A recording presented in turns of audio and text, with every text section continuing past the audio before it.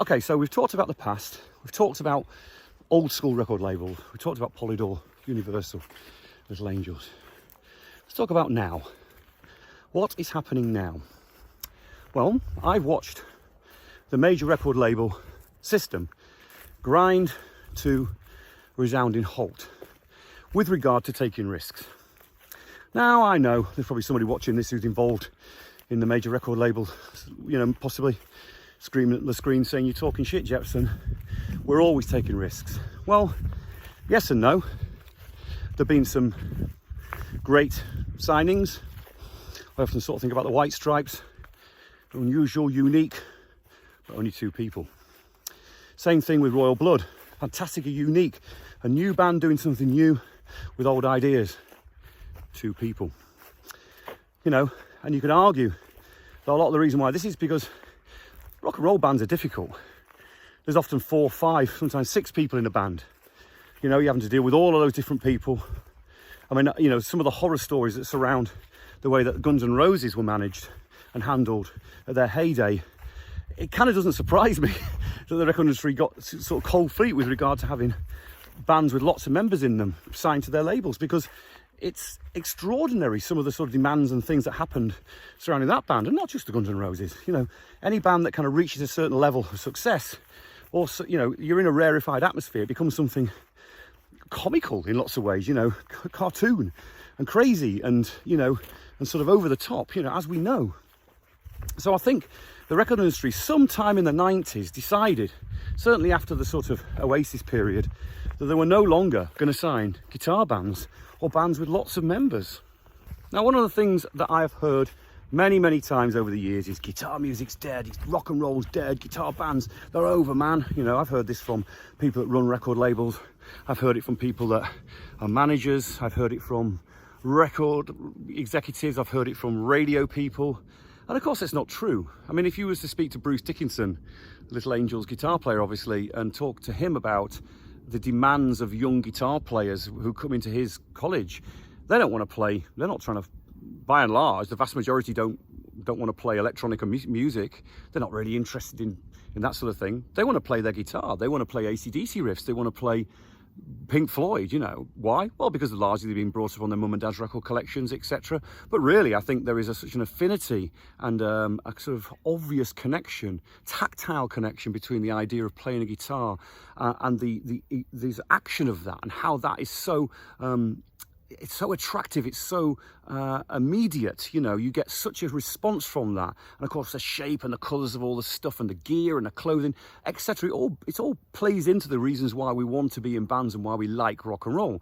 So I don't think that's true at all. I think that's a kind of it's a record industry thing. I've had conversations with people at the record industry where we're talking about music, or I start talking about the songs and the music, and they say things like, "Well, enough about the music, let's talk about the marketing." And I say, "Enough about the music? It's the only thing that matters." So like I say, sometime in the 90s, I think the record industry took a hard look at itself, because record sales were dipping. People were no longer really interested in CDs anymore.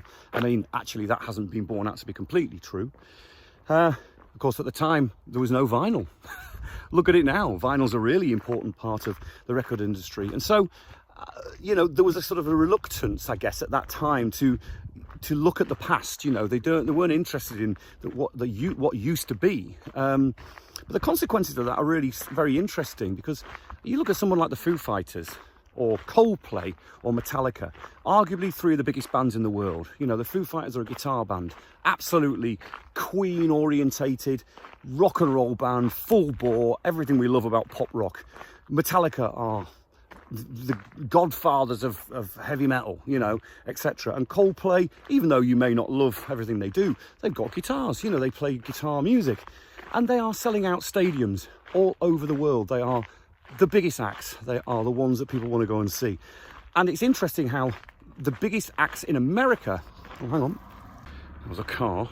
The biggest acts in America over the last 10 years have all been heritage acts. It's just extraordinary. The Eagles are a good example of that, who, I know they're sort of coming to a close now, but, even 10 years ago when they were touring, they were selling out stadiums still. Now, why is that?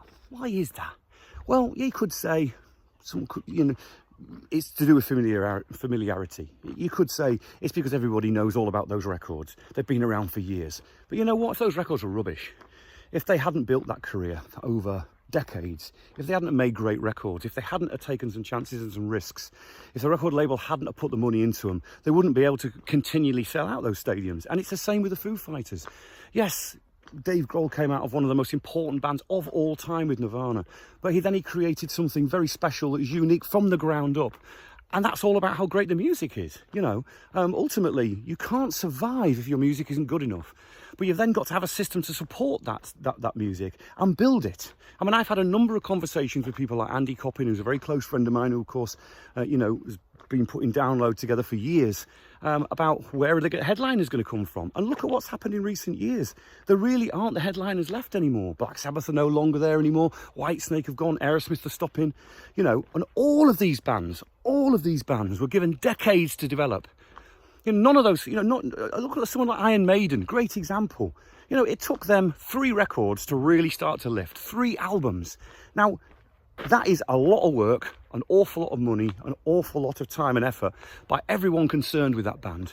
And what a fantastic job they did, but they had to get it right. And it took them a long time to figure that out. That's to develop as a band. They changed the singer and their drummer, etc. You know, they went for an evolutionary period before they hit their marks and were able to then look at that whole project and go, okay, we can develop this and we can make it bigger and bigger. So there's now become a kind of strange situation where the record industry it's kicked itself in the bollocks, frankly, because of its reluctance to sign guitar music, which by and large is one of the greatest art forms of the last 50, 60 years, in my opinion, that builds huge audiences based on the concept of what the band means, the things that they're talking about, the things that they believe in. They build an audience and a fan base based on the fact that those fans want to take part in that band's career and every aspect of what they do. And it's all integrated. It's all something that becomes a lifestyle. They've done away with that. They've helped take the wall apart brick by brick by themselves. They've done it entirely on their own because the fans don't want that, you know. But the record industry is somehow self-destructed. It doesn't, you know, why wouldn't they want another Metallica? Why wouldn't they want another Iron Maiden? You know, etc. You know, that would sell tons of tickets. You know, I mean, you know, I know the argument already is, you know, people aren't buying albums anymore. Well, you know what? That could be turned around. I'm sorry, but I don't agree with the way that people talk about it. Streaming's one thing, but it's not the same thing as a conceptualized band where you own stuff that they make and you take it home and you cherish it and you look at it and you use it as a way of enhancing your life on a daily basis. Now, this has been borne out somewhat by the re-emergence of vinyl. I mean, vinyl was dead in the water. You know, they've had to reopen vinyl plants in recent years, and I think there's a couple of new plants that have opened up in the UK to serve with the demands because people want the vinyl. Why? Because it's easy to understand it, isn't it? The product is wonderful. It's tactile again. It's a large sort of object. You get home, you can take it out of the sleeve, and you put the record on your record deck, and you get the glory and the sort of ritual of all that, and then you can read the lyrics. I mean, it's not fucking brain surgery, is it? It's a really understandable thing, and it's really easy to understand why people liked it in the first place and why they like it now. But you know, you can't build a career off the back of selling people streaming music in the way, you know, certainly rock and roll doesn't seem to stream in the same way as pop music. And also I think the whole concept of streaming has been completely and utterly mishandled by the platforms that own you know, the Spotifys of this world, giving so little money back to the artists. It's diabolical and actually almost criminal, in my opinion, to be able to use someone else's work so comprehensively and give so little of it back. And I know all the arguments, there's no point going into it. Of course, people discover music through Spotify and then go off and buy their records. But the reality is, we could recreate the record industry quite easily. It's down to the drive and determination of the people that run the labels. So we are in a bit of a quandary, because the reality is that there's too much music out there. In my opinion, it's white noise. Somebody could make the greatest record of all time and it would never get heard. Because people don't make music in the same way anymore, for a start. You know, I genuinely don't believe if you're a rock band you can make a record in a bedroom, on a laptop. You need time and effort. It needs to evolve over time. You know, all too often young bands are putting out music far too soon. You know, people are hearing things that aren't ready. And that didn't used to happen back in the old days because you couldn't really afford it, and so you had to develop your music on the road, and only when you could afford it you'd make a single or create an EP or something like that. And by that point you'd kind of developed, you know. Now I'm not saying listen, let me counter all this as well. Let me just say, you know, these are all my own opinions. I'm not saying I'm completely right about this. It's just my experience of this that gives me cause to talk about this stuff. But there is a fundamental, the point is, when it boils down to everything, there's a fundamental lack of risk taking in the record industry. And they don't want to be bothered with guitar music because it's too many people involved. And arguably, I've got to be honest, so much of rock and roll, there's a lot of rock and roll that's incredibly bland these days.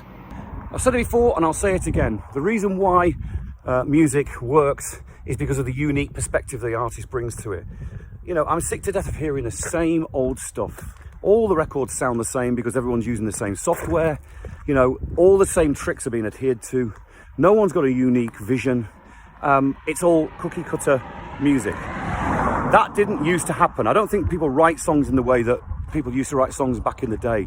It seemed to be driven, or it was definitely driven, by a social imperative in lots of ways for most bands, reacting to the times, reacting to the conditions that we were all living in.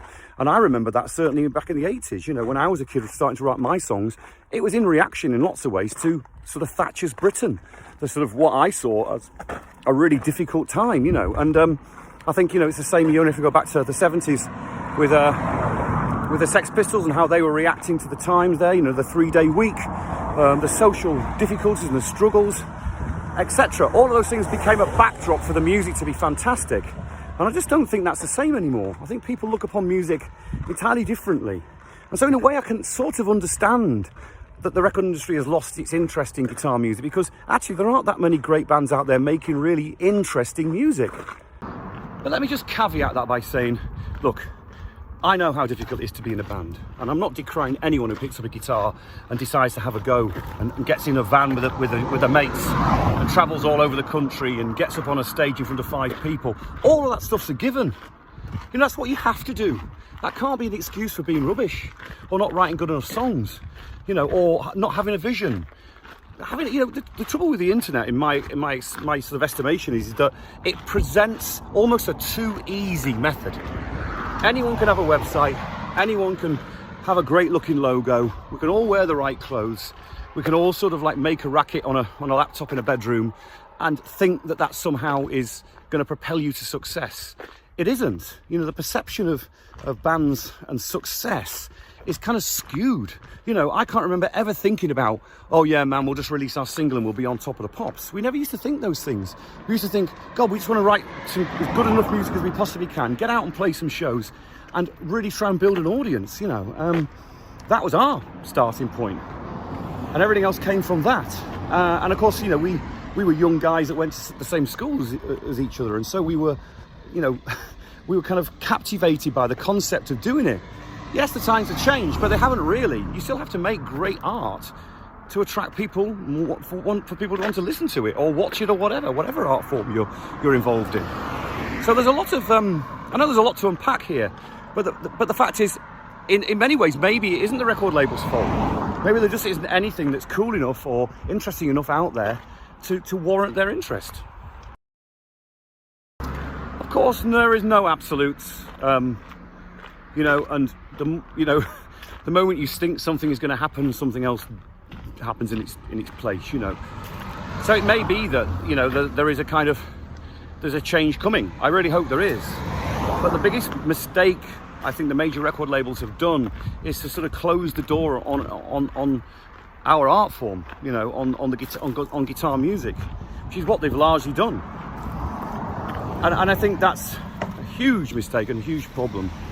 Because I can't see where that's going to go. Because you do need the investment. The investment level is so important with a band. And it's no good just sort of saying, oh, well, the times have changed. People aren't listening to music in the same way anymore. No one's going to ever go out and see that amount of gigs, or no one's ever going to adhere to that. Well, of course they aren't if you don't present it correctly. If you don't allow the possibility of that concept to be something real, then people aren't going to buy into it, are they? So it's kind of 6 of one, half a dozen the other, I think, really. And, you know, maybe there are some green shoots. You know, I've watched the sort of brilliant work that Earache have done, for instance, a British label, you know, who've developed some rock and roll bands. But of course, they don't have the money or the worldwide capabilities, I don't think, really to bring a band to full fruition. I mean, yes, they've done some great work, Blackberry Smoke and, you know, Rival Sons, but those bands have hardly set the world on fire. They're great, but they're not at stadium level, are they? So that takes something completely different. It takes an investment of time, energy, emotion, and money. So what are my conclusions about all of this? Because, yeah, I know it's meandering and I probably contradicted myself, but therein lies the rub of rock and roll. It is pretty contradictory, you know. But the fact remains that somebody's got to take some chances. I just sort of look around the record industry and I just sort of think, no one's got the balls they were born with. Where are the instincts? Where are those people that might have signed Pink Floyd back in the day, or might have signed the Beatles back in the day, or might have signed, you know, Aerosmith back in the day, when they probably didn't have a pot to piss in and didn't know whether they were going to be alive the next year or not, you know? David Bowie, David Bowie took, what was it, 5 albums or something ridiculous to break. No one would get that chance these days. So, but that's all to do with risk taking and belief. So I guess the answer really is that somebody out there has to take that responsibility, you know, and it's got to be somebody that can find investment and can dig in for the long term, because music can change lives. Music changes generations. We know this. It has a massive effect on the way that youth, specifically the youth, develop. And it's really important. You know, I don't think we would be the liberal, by and large, the liberal sort of society that we are in this country and around the world, even though that's been challenged, sadly. And maybe therein lies part of the problem. There aren't enough protest singers out there. You know, there isn't enough music that demands change, that can galvanise the people. A lot of it's vanilla. A lot of it's just saying the same stuff. A lot of it's morbidly boring. A lot of it hasn't got a lot to say. So my question is, where are those artists? That's the first thing. Where are the artists? Maybe the artists themselves are kind of stuck in bedrooms behind doors, you know, don't know how to get out, don't know how to develop, because all they can see is the internet, and when they've posted something on the internet, it goes nowhere because they don't have the expertise. So it's a combination of expertise and talent, isn't it? It's bringing those things together, finding a way to cooperate and to bring that forward, but it's got to mean something. I mean, you know, I've got a lot of respect for a lot of modern pop music, but if we believe someone like Ed Sheeran, with all respect, is the answer to our prayers, then we're in a bad state.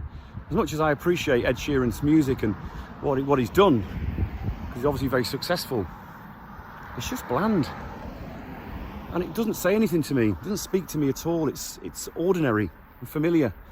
And I don't want ordinary familiar, even at my age. And what do I know? It's, you know, Ed Sheeran isn't for me. It's the same as Taylor Swift.